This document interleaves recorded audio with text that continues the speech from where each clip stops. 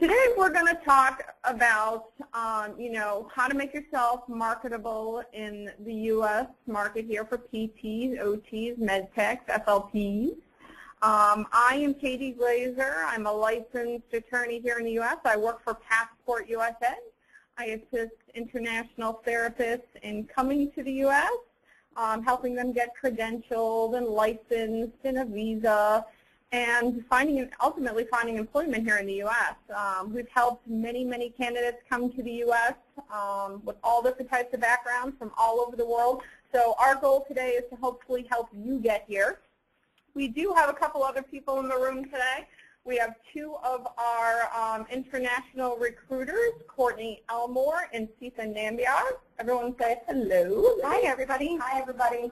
And we also have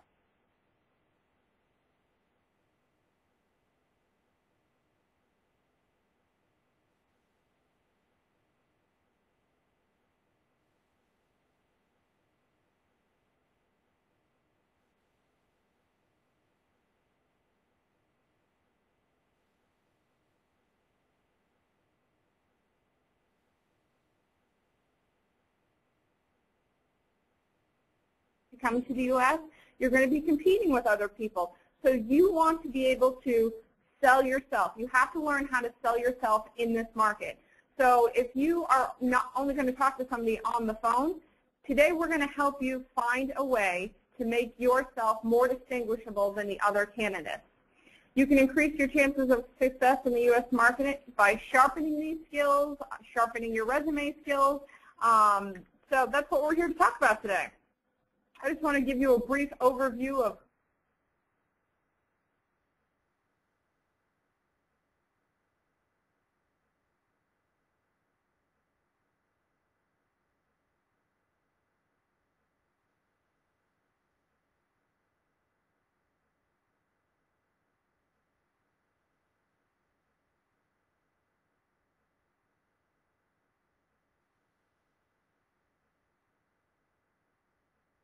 agents that we work with, one being Commit and the other being Medical Outsourcing Solutions, which we often call MOS because it's easier to say.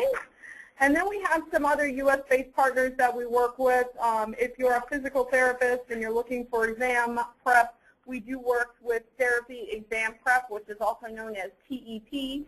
The website is located on your screen. We're also going to have a PDF of this going out at the end of the presentation, so you don't have to feverishly take notes right now. These links will be emailed to you after. And we are also in relationship with International Auto Source, which when you come to the United States, will be a way to assist you in getting a car.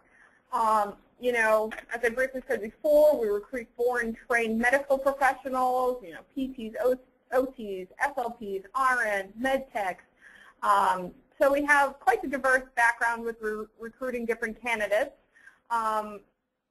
One of the best parts of working with us is the professional advice you're going to get. I'm a licensed attorney. We have two others in the office.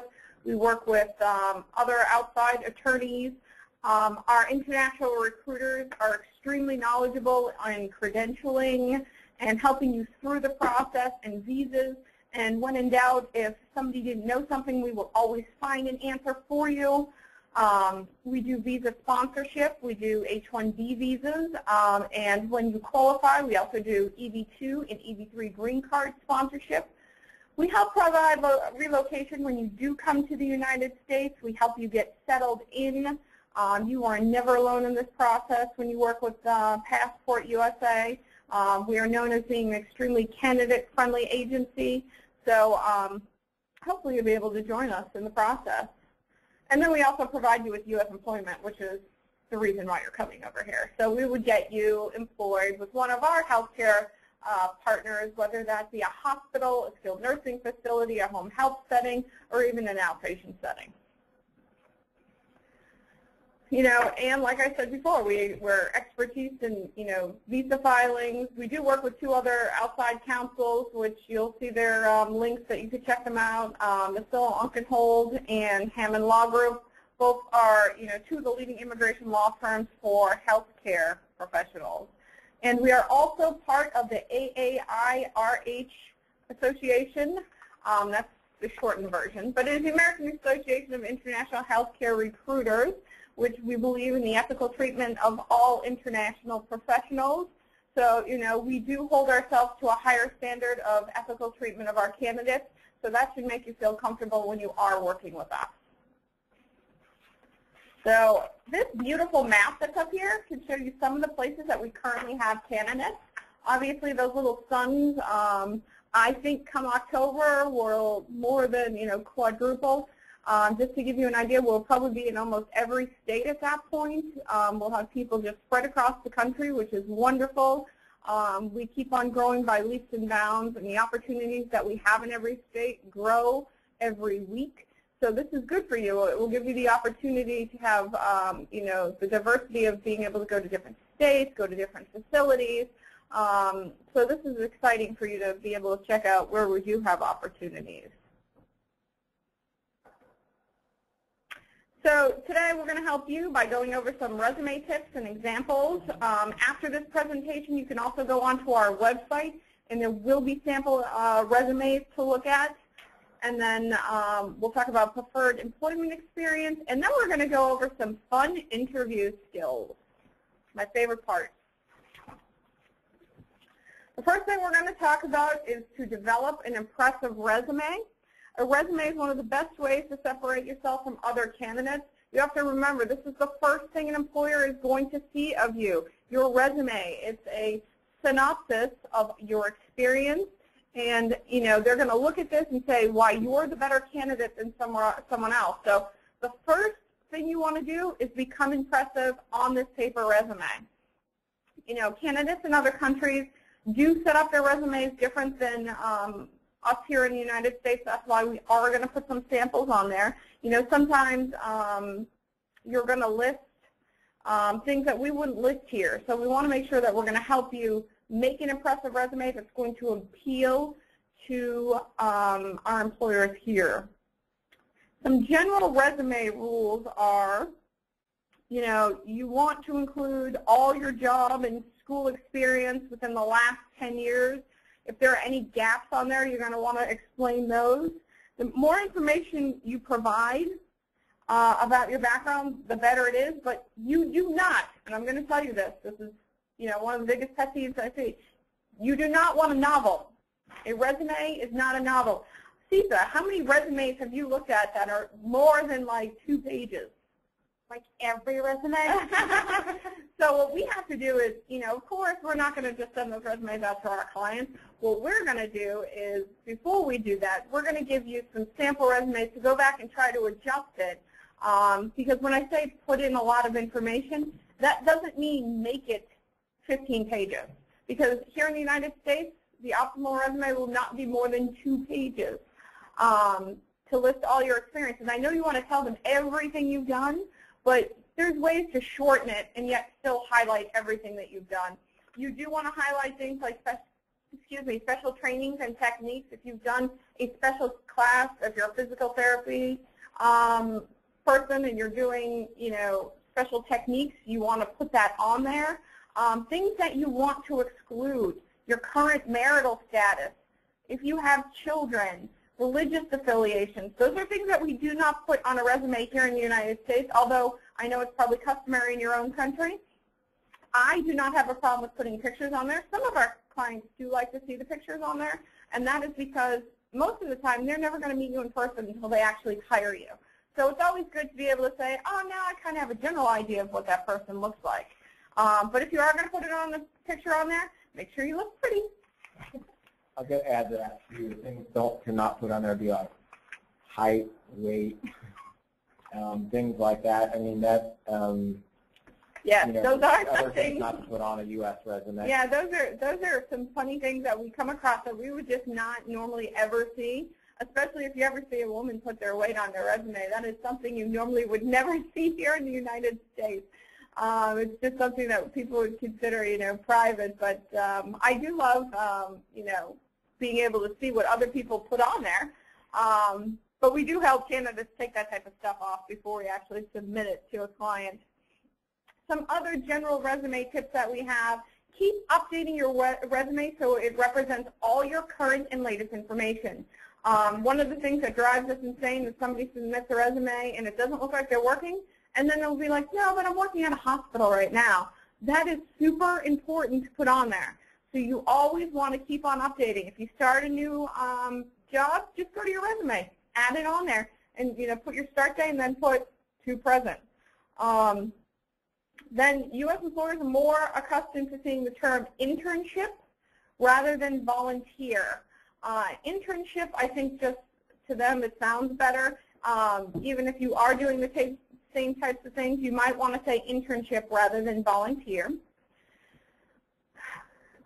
You can put a summary or an objective statement on your resume. If your objective is to come and work in the United States, you want to add some other things like, I want to work at a hospital, or I want to, work on these type of skill sets. So if you have questions, you can always ask one of the recruiters here. This is what I was thinking about putting on there. Do you think this would be good? And they'll be able to help you expand on what you want to put on there. You want to fill in any of the gaps of your work history, provide explanations. If you haven't worked for like a 5-year gap, you want to say that. If you were, if you were having children at the time, or if you were taking care of a sick relative, you can always do that, or you can always put in a bullet. We'll provide, explanation of gap on there. And then you want to keep your resume as simple as possible. Do not put block letters that are in shadows, that are underlined in 14 different colors. I had come across a resume that had the person's name, every letter in different colors. It was hard to look at. I kept on blinking. So definitely keep it simple. Let your experience speak for itself. Let the simplicity speak for itself.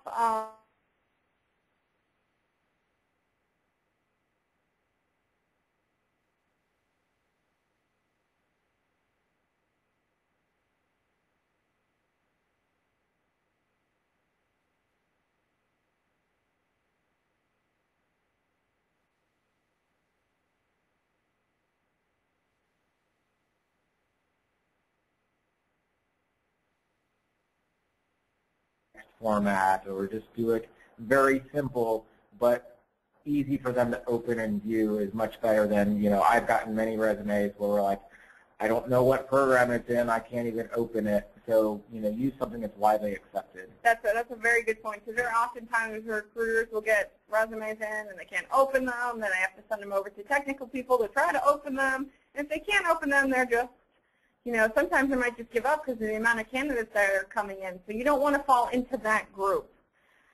Now, specifically addressing physical therapy resumes, and actually this could be for occupational therapists and, speech-language pathologists.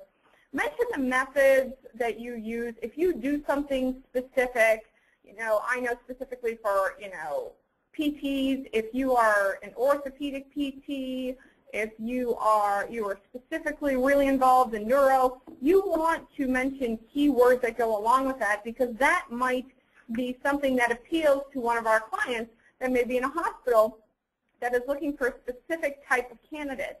So you want to make sure you use those specific types of words, address the modalities that you're using. If you've gone to a special type of conference, you want to put that on there. Include the types of equipment you've used. That's going to be very important. List any certifications you have gotten, even if it's CPR. Put it on your resume. It looks like that you're keeping current, that you're still doing stuff that you need to do. A lot of times people leave these types of things off and they're trying to mention it during an interview, but you don't want to do that because people will forget that. You want it on the piece of paper so people can go back and look at it and say this person has this type of certificate or this type of training. That's very important. But do not put seminars that were more than, a year, maybe a year and a half old. I'll see some that, I went to a seminar 5 years ago. I'm lucky if I could remember what I did, last year. So, I mean, they're going to find it hard to believe you were so involved in a, a seminar 5 years ago that you can remember everything that went on there. So make sure that that's current and that you're not listing every seminar that you've attended. Okay, if I jump in real fast too, when I look at these, I'll see that oftentimes every individual seminar, like say if you have McKenzie method and you went to like 5 seminars or conferences on it, there's a tendency in an international resume to list all 5 of those. And obviously you can't stick to 2 pages. You might want to have, conferences and additional training section on your resume and have a bullet point that says, attended 5 programs on the McKenzie method in the last 2 years, instead of listing all 5 individual seminars. That's a great way to shorten it. That's a very good point, Andrew. And then down the bottom, it obviously says that we will post those resumes to look at. And again, if you have any questions, feel free to ask us about them. When you're listing, either listing on your resume, or if you're wondering what types of preferred experience there is in the United States, the most desired work experience for a therapist would obviously be at a hospital, then any sort of therapy clinics, and then home health.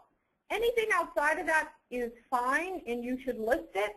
However, those are the things that you're going to want to highlight. If you work in a hospital for 2 years and a 500-bed hospital, that's huge. People want to know that. That's something you definitely want to highlight. You don't want your, private, treatments, as your #1 thing that you're highlighting. The hospital is the #1 thing to highlight. And again, you want to list your current experience. A lot of times we'll see that people put their experience in reverse order.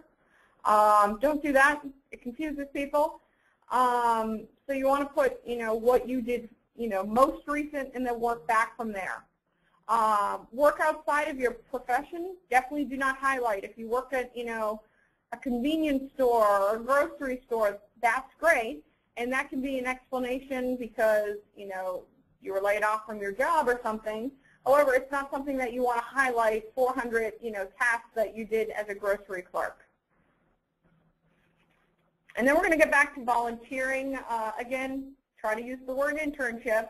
But, in a lot of countries, especially the Philippines, there are a lot of physical therapists. There are, maybe not so much for occupational therapists, but sometimes you can't just go out and get a job. You have to go out and volunteer, and that's how you keep yourself current. We recommend anyone that is not working to go out and volunteer if you can't actually get a job in your field. You want to show that you're staying current. It is just so much more important to see that you are still staying engaged in the field rather than, I haven't worked for 2 years because I couldn't get a job. I know there are a lot of clinics and hospitals in the Philippines that will take people on a volunteer basis to keep yourself fresh.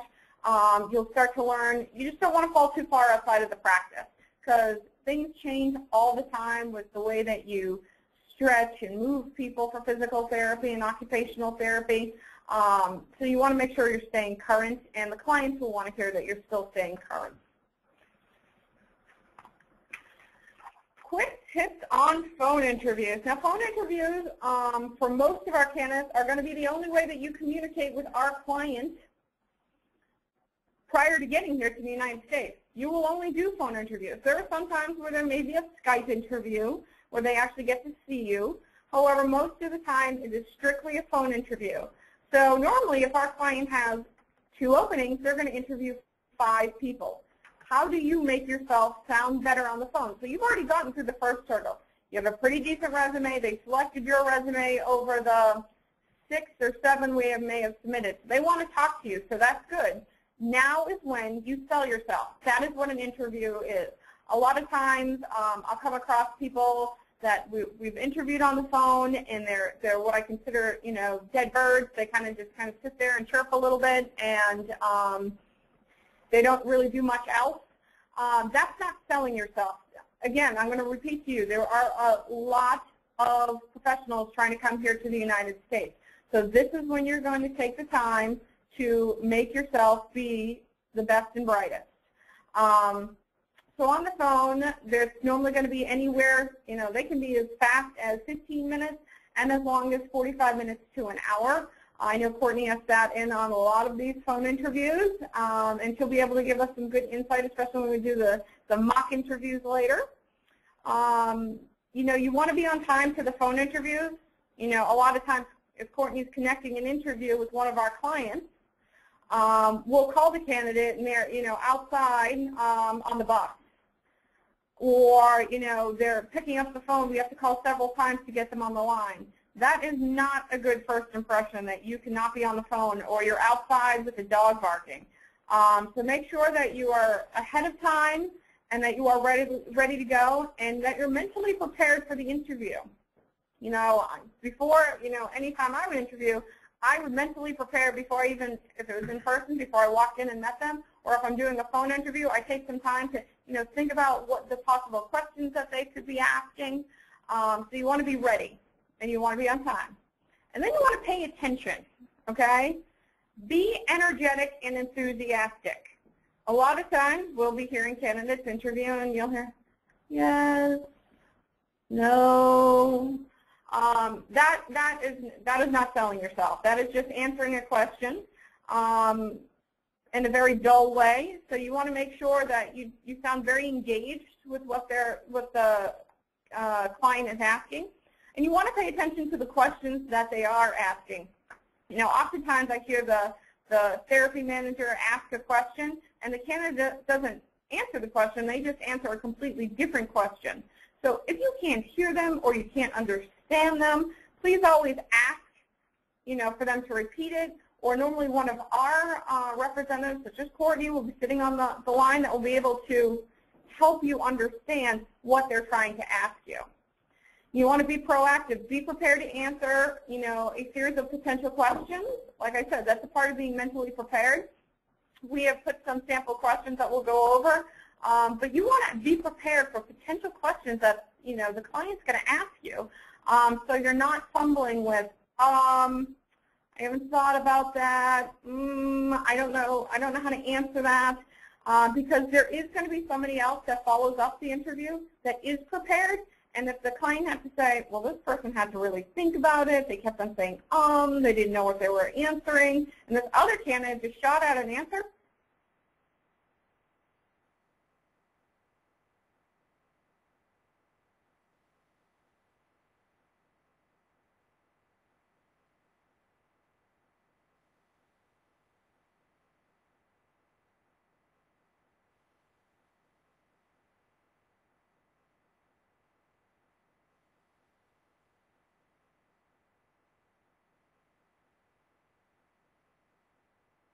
or when you actually go to do an interview. On that note, too, before your interview, it's not a bad idea in that 20 minutes while you're waiting by the phone to stand in front of the mirror and just practice speaking, practice introducing yourself, warm up your speech so that you are feeling confident in just speaking. Absolutely. That's a good point, Courtney, because, again, English is predominantly not your first language. So you want to get used to talking English. You want to practice. Again, that's why the practice interview might be good, because you need to be doing it in English. Because I know how many times we've listened to candidates and they tend to go really, really fast, or they tend to stutter a little bit because, you know, they're just not used to speaking in English. So that's a very good point, Courtney. Here we're going to have some, I think I just skipped page on mine, additional interview tips. Do some research on the job position in advance. I have heard many clients ask, have you visited our website? Do you know anything about Houston, Texas, where this facility is at?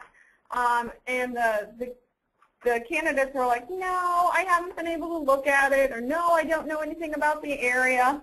So those are two very important things that you want to research. Again, as I mentioned, you know, the practicing that Courtney mentioned, you want to be articulate and speak clearly. I think it's actually better for you to rehearse talking extremely slow. I know the Filipinos tend to be very good at speaking slow during the interview, where Indian candidates tend to speed up their speech. And I think they just get excited, and they normally tend to talk a little bit faster. So what you want to do is you can always practice with one of your recruiters here. They could give you some sample questions, and you could respond back to them on how to speak clearly and how to speak slowly, because it will make you more engaging to the person you're interviewing with. And then you want to project enthusiasm, okay? Even if it's not in your nature to be super cheery and happy and, you know, upbeat, you're going to have to do this for the interview, okay? They want to know that you're engaged, you're excited about this position, because I guarantee you there will be somebody else that is interviewing that is enthusiastic, that is upbeat. And sometimes they'll choose the person with the better personality over experience, which in my opinion, it's kind of sad because sometimes they're more willing to train somebody that has a great attitude than somebody that just has the experience but doesn't have the good attitude. So you want to make sure that, again, it's a way of selling yourself to the client. So enthusiastic, upbeat, cheerful. And then the way, by the way, to genuinely express enthusiasm is just to smile. You're sitting there by yourself, but smile while you talk to them. It'll come through in your voice. Absolutely.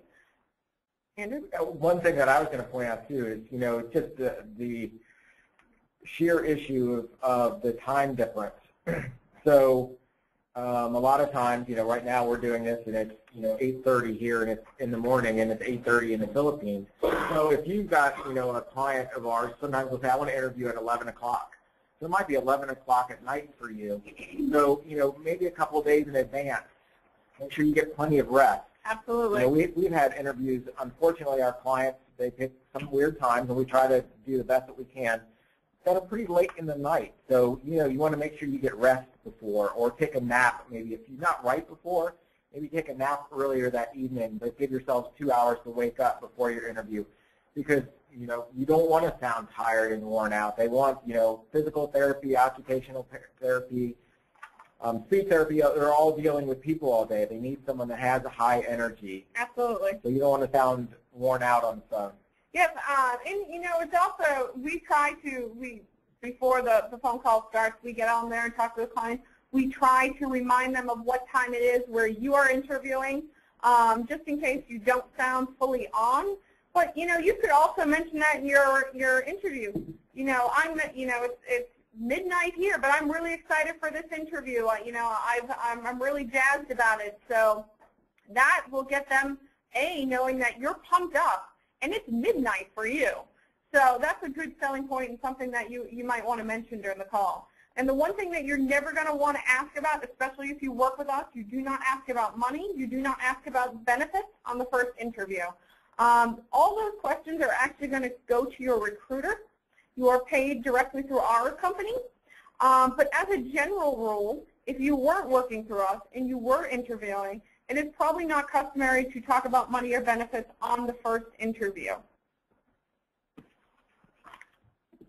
Some sample interview questions that we have, we'll just talk about, a couple of them. Again, you can always get this PDF online, listen to the webinar again, and then look at these questions in more detail. If you are working with one of our recruiters, they could send you a list of sample interview questions to prepare you. These are some of the ones that we have heard over and over and over again. What do you like about being a physical therapist? Why did you become a physical therapist? What makes you a good physical therapist, occupational therapist, speech language pathologist? Describe the types of patients you've handled. What are your best traits? What are your weakest traits? Let's see what else. Why should I hire you? What makes you better than another physical therapist? Why do you want to work in the United States? So, and then they're also going to want you to describe a situation where you had a bad experience at work. They want to see how you resolve conflict. Conflict happens everywhere. So were you working with a coworker? Were you working with a superior and something happened? How did you resolve that? We're big into conflict resolution here, so people aren't exploding at people at work. So those are good questions to think of answers ahead of time. And right now we're going to, you're going the wrong way. I'm like, wait a second, we just talked about this. Right now we're going to work on some mock interviews. Sita and Courtney have been nice enough to work on some sample interview questions and answers. So right now they are going to give you an idea of what some good interviewing skills are, some bad ones. Courtney is going to be our interviewing client. So she will be a, maybe a rehab director at a hospital. And Sita is going to be a therapy candidate that is interviewing for the job over the telephone. So why don't we listen to some of their questions, and we can keep along the way. Hi, Sita. How are you today? I'm doing good. How are you? I'm fine, thanks. Let's go ahead and get started. Why don't you tell me how you got interested in therapy as a career? Oh, I actually wanted to be a doctor, but I couldn't get through, so Whoa, that is a bad answer. So this is going to be a bad answer. Sita, why do you think that this is a bad answer? It basically means that I never wanted to be a physical therapist. So it's like by force that I am a PT, so yeah. So, and I'm sure Courtney, as the interviewer, doesn't want to hear that you wanted to do something else first. So I know a lot of candidates, I've heard this answer many times. I wanted to do something else, but then I kind of just ended up here. Bad answer. So now we're going to go ahead and try to find a better answer. How did you get interested in therapy as a career? I think I am a compassionate person, and I always wanted to have a job where I could help people. So now this is a good answer because, again, as Andrew said earlier, therapists, all of our candidates are going to be working with people. Our clients love their patients. They work hard to make sure that they are happy and that people working with them have compassion towards them. So, by highlighting that, Sita has now given a better answer to the interviewer. So that is definitely a great answer, and you can always expand on that, but this is a good way to find a good interviewing answer and a bad interviewing answer. So let's go forward. What is your greatest strength and your greatest weakness? I am a quick learner, and that is my strength, and I'm a slow worker. That is my weakness. Yeah, this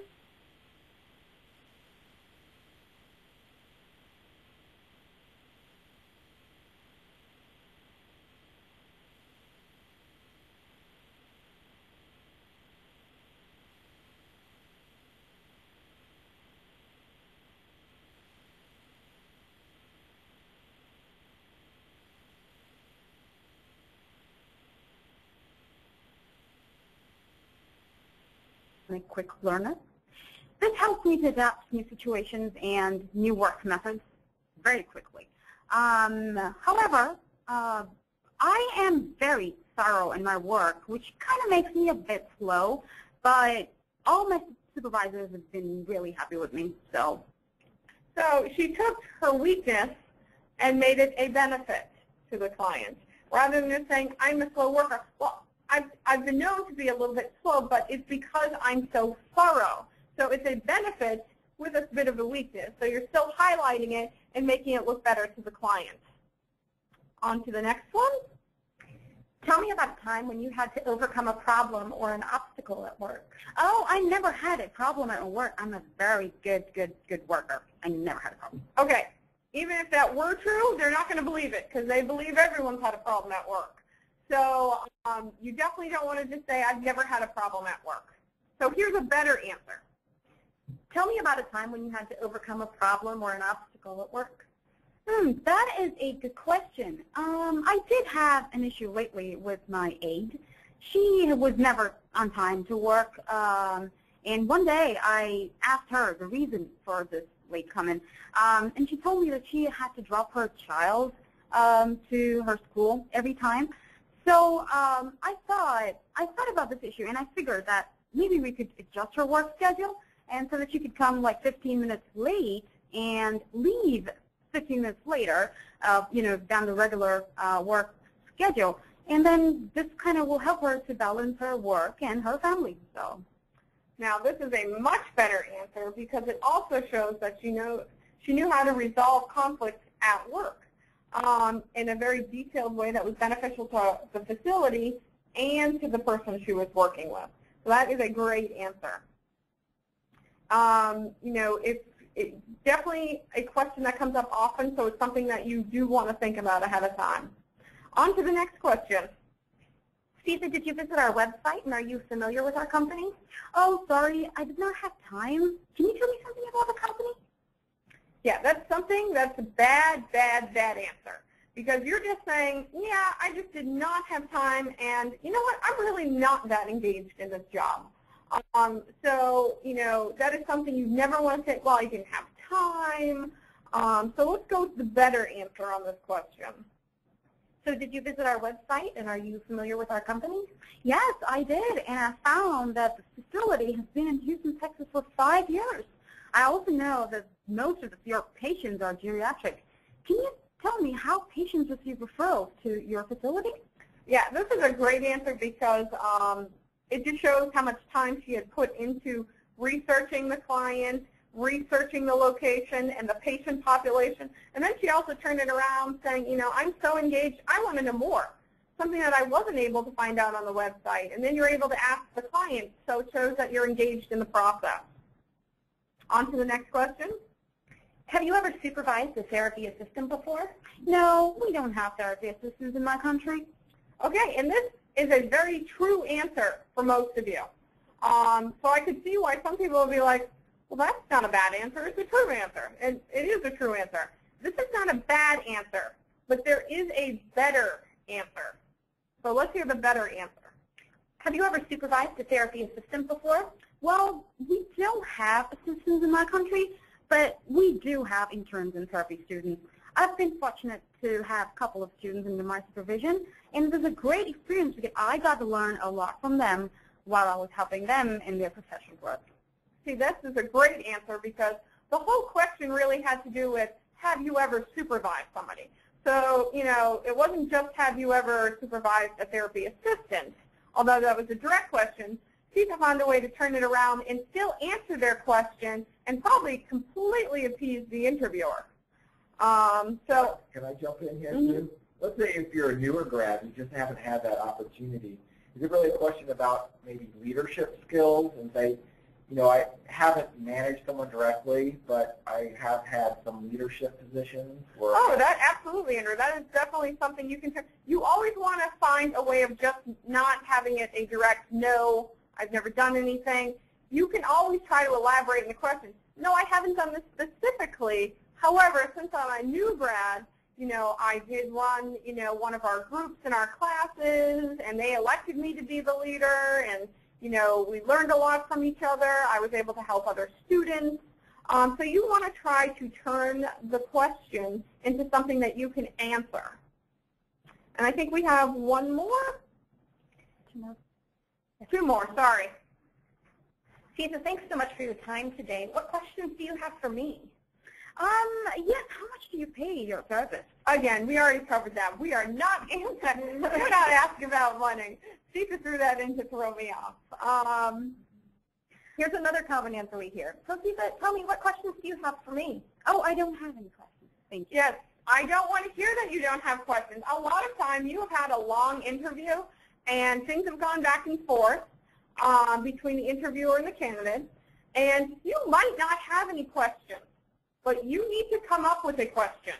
It is a way of showing that you're engaged in the process. So even if it's what we like to call a fluff question, you want to be able to do that. So let's hear Cesar do that. Cesar, what questions do you have for me? Oh, yeah.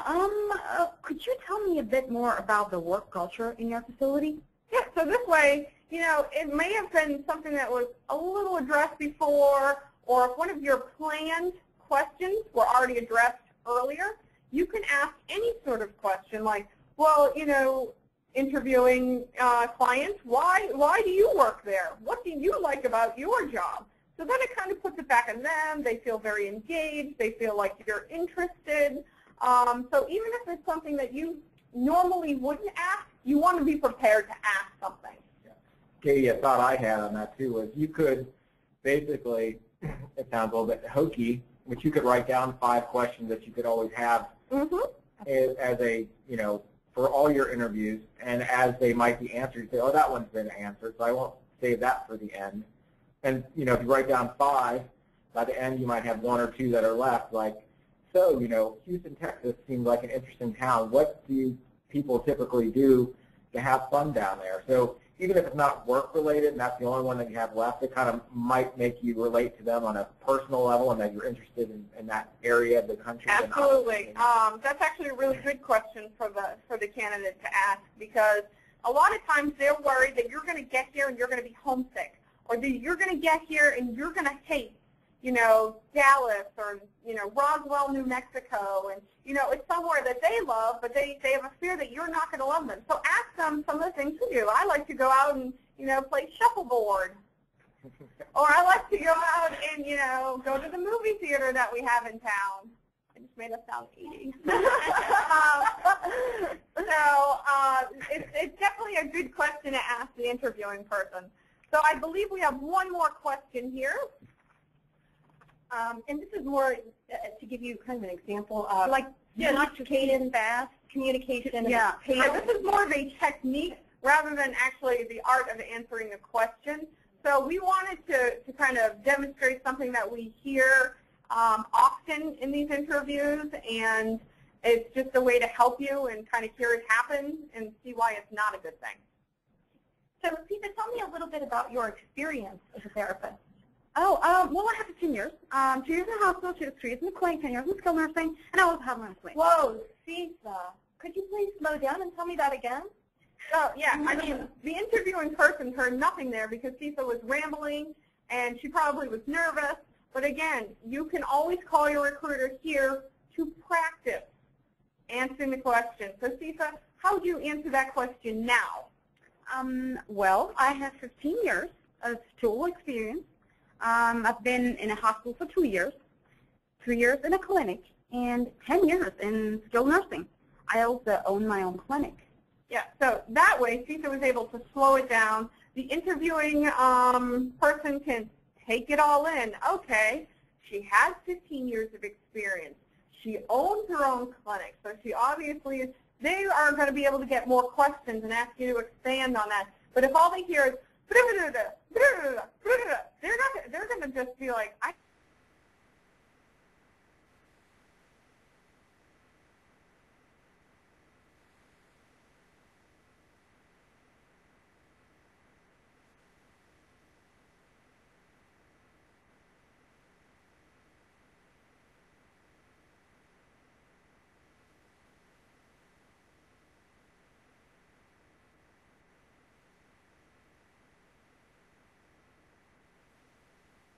hear me, and you can understand what's going on.